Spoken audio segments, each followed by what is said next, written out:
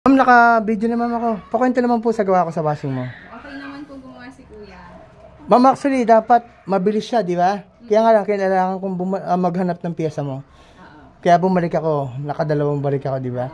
Pero kung that same day sana, dala ko kagad yung piyesa. Right away. Kita mo nung bumalik ako, ilang minuto.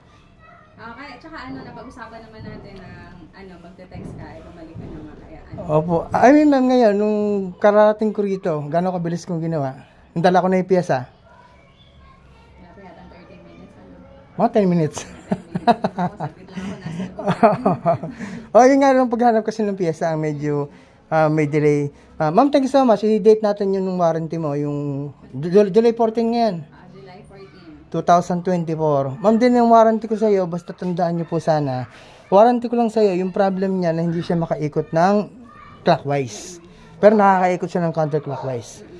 Kasi kapag may dumating na ibang problem diyan later on, syempre hindi ko warranty 'yon. Ma'am, thank you so much ha.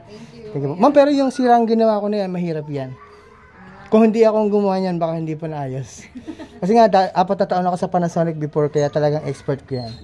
Ma'am, thank you so much. Dito po ito sa Palazzo Bello 2 subdivision. Near road to? Karsadang Bago. Karsadang Bago. Ma'am, thank you so much ha. Thank you. Thank you po.